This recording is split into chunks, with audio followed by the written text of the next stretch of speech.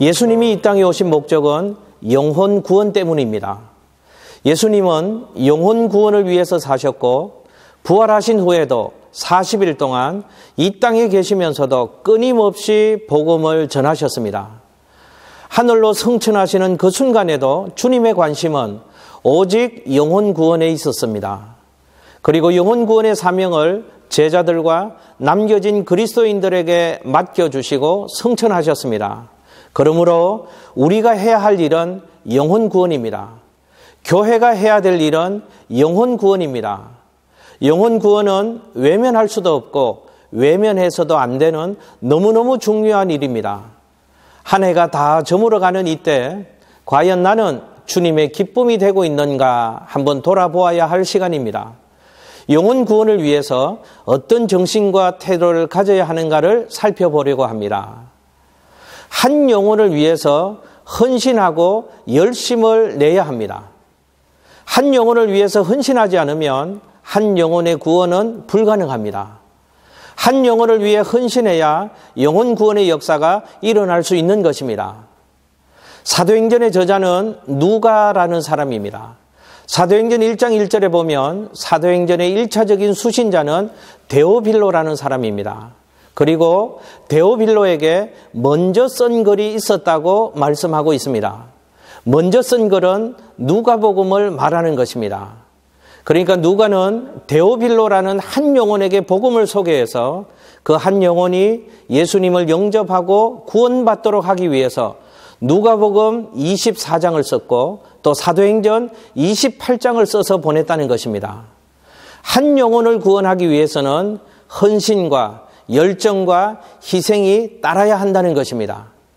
성경은 몇 장의 편지를 써서 보냈다는 것을 우리에게 가르치고 있는 것이 아니라 데오빌로, 그 한 영혼을 위한 열심, 그 한 영혼을 위한 희생, 그 한 영혼을 향한 열정을 우리에게 보여주고 있는 것입니다. 누가는 의사였고 주님이 맡긴 사역에 눈코 뜰 새 없이 열중하던 제자였습니다. 그럼에도 불구하고 데오빌로라는 한 영혼을 주께로 인도하기 위해서 그렇게 수고했다는 것입니다. 한 영혼을 구원하는 이 일에 우리에게도 이런 열정과 희생과 열심이 있기를 주님의 이름으로 축복합니다. 또한 최우선 가치를 생명 구원에 두어야 합니다. 그리스도인은 내 삶의 최우선적인 가치를 생명 구원에 두어야 합니다. 생명보다 더 귀한 것은 없기 때문에 그렇습니다. 그런데 우리는 정신없이 살다 보니까 우선적인 가치를 잃어버리고 살아갑니다. 우선적 가치를 엉뚱한 데 두고 살아갑니다. 주님은 부활하시고 성천하시기 전까지 제자들에게 영혼 구원을 말씀하셨습니다. 주님의 최우선 가치는 생명 구원이었습니다. 사도행전을 보면 예수님은 마지막 순간에도 복음을 전하셨습니다. 그런데 제자들의 관심은 전혀 다른 곳에 있었음을 알 수 있습니다. 제자들의 관심은 주님이 이 땅에서 정권을 잡기를 바랬습니다. 완전히 동상이몽입니다. 예수님과 제자들이 전혀 다른 꿈을 꾸고 같은 자리에 있었습니다. 오늘 우리는 어떻습니까?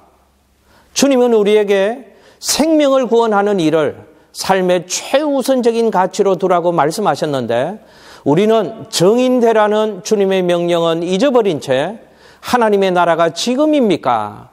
라고 하는 것에만 우리의 관심이 있지 않습니까? 만약 그렇다면 우리 신앙은 대단히 잘못된 것입니다. 여러분, 그리스도인이 이 땅에 존재하는 이유는 영혼 구원 때문입니다. 하나님이 예수 믿고 구원받은 우리를 저 천국으로 바로 인도해 가시지 않고 왜 여전히 우리를 이곳에 두실까요? 오늘 우리를 여기 살게 하시는 이유는 단 하나밖에 없습니다. 내 증인이 되라는 것입니다. 그런데 우리가 이것을 잊어버리고 산다면 우리는 너무너무 잘못 살고 있는 것입니다. 기억하십시오. 전도는 내 인생의 최고의 가치입니다. 전도가 내 생의 최고의 가치라면 전도는 지금 해야 하는 것입니다. 어디서나 해야 하는 것입니다. 사랑하는 시청자 여러분, 생명 구원을 내 삶의 최고의 가치로 두고 살아가실 수 있기를 주님의 이름으로 축복합니다.